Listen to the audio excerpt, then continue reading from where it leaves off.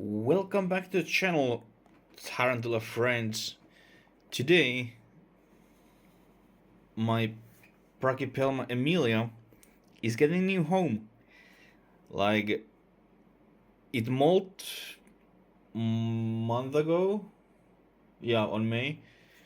And since that, I felt a little bit sad because it seems to be a little big on this small box. Even it's baby and it was just second molt, but looks a little bit small.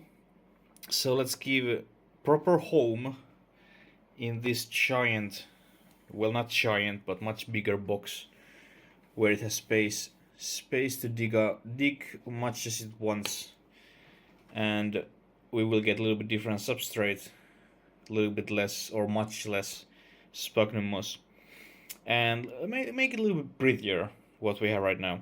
Little story before we start. Um, I almost starve my Emilia after its molt accidentally, because like of course when they are on pre-malting they don't eat anything when they prepare for malting, and then after molt you don't feed them right away because they don't want food, because they are hardening their fangs and everything. So I didn't give food for 4 days, and then on fifth day it looked so, like, abdomen was super small and it was very not active and it looked almost like suffering, and I was like, what the heck is going on? Like, can I even give food for it? Is it eating because it was just molting? But and then I was poking my Emilia, and it didn't move at all. It wasn't dead, but it was almost. So, and then I was like rapidly try give food, and after poking a little while with a worm, it realized, okay, there's food, and it's eat it.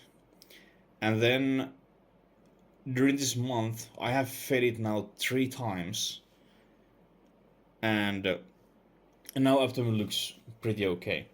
So be careful with your tarantulas that you don't accidentally starve them to death. Like my bull stripe is pre-molting right now. Its abdomen looks good and everything, so I'm not worried about that one. And I was thinking to do these rehousings on these bigger enclosures same time once that bull stripe is pre-molting, but no idea when that happens, and I feel so sorry for my Emilia. So let's do this right away.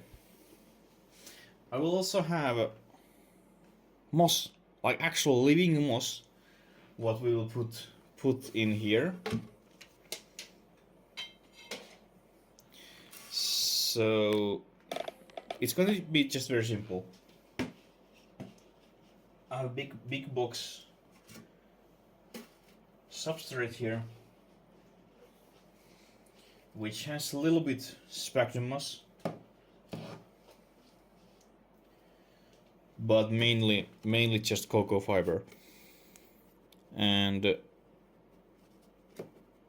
I think that's going to be great. And then I hate using those bottle caps as watering bowls, because for some weird reason they kind of leak and get emptied on their own very often. I have no idea how, I have no idea why.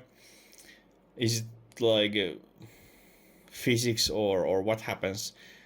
But especially that bull stripe water bowl is very often empty. I leveled it up pretty nicely, and then it's empty. I can see it drain empty. I have no idea how. I switched them. I have tried that they're not leaking or anything. There's no holes, but still somehow they get emptied. But this dish I hope will work much better. It looks better, at least. Um, let's put you there, and then our moss Maybe a little bit less than I was thinking. Let's put our moss there. Then we can have our water bowl here, and then I can feed them on this corner if they are in their hide or something. And now there's a lot of substrate to play around. Play around our water bowl. And then of course, most important thing, label. What I will put. Of course I have a label in my old one, but I don't trust those resticking on this box. But I think this is fairly, I mean, it's very simple, but I think it's working. I think it's working. I hope it's working. And now, biggest problem. Let's get our Tarantula in new home. I have my catch cup and such and stuff. Let's see how this goes. Let's remove your current hide. Or can I move you with your hide? I mean, this hasn't used hide. Okay, we don't move you with this at all. Oh shit. It hasn't dig at all, but I think it's just because there's too much sphagnum moss. If I do this, would you like to go there in your new home?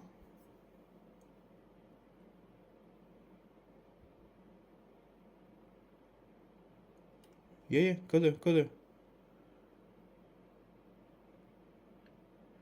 It's your new home.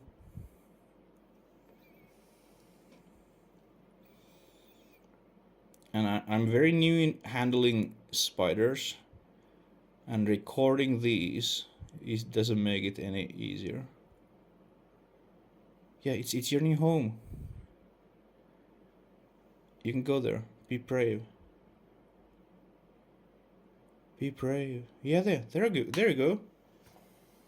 There you go. That was easy. Oh, I'm glad. And I mean, it's not very deep, that water dish, but it's bigger than my Tarantula. But because it's not too deep, I'm fairly confident that everything is fine.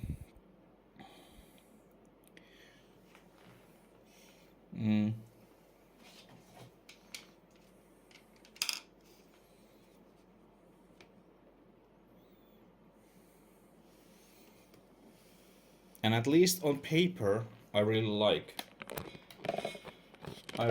this enclosure, because you can stack these, and then there is little feeding, if this will be properly put on, little hole here or lid, you can feed it from there. Also you can feed from top. There's great ventilations on sides and top, so at least on paper it seems very good. And there's also handles on both sides, so you can also carry it very easily. Lid is very firm, so I hope it's great. At least on this dark den enclosure, I've been very happy. For a small spiderling, juvenile spider, very good first home example, or second home, depending what size it is. But highly recommend. Check out from Dark Den. But I think I will let it be a little bit, and then I record a little bit later, see how it's found this box as its home. But see you after a little jump. And now it's been few days since rehousing, and first day, this Emilia was just chilling up here in the dark, afraid, but then eventually find their way into this hide what we have here. And a few things what I forgot last time. Some leaves as decoration, and then also some springtails. Springtails in our enclosure.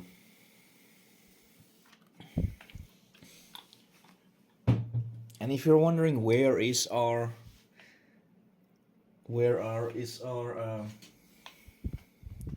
tarantula, inside here you can maybe see its leg or not. Oh, there we are. There we go. But it's chilling there.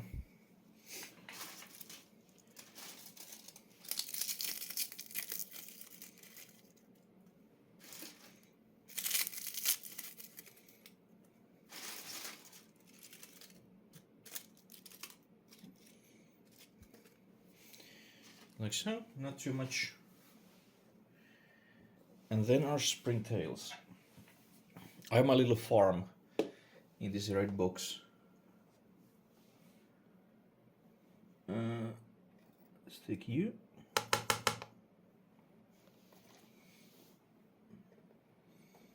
Maybe a little bit more.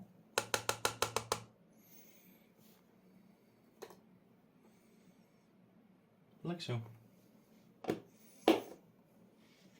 I'm not sure how well those springtails are doing on that farm though, because I don't see them in very great numbers, and especially I haven't seen like getting more since I got them. So maybe I'm doing something wrong with springtails, but they're very cheap to buy anyway.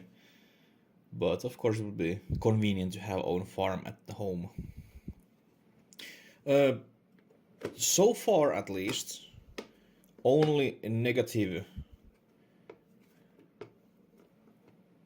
what I have about this enclosure is that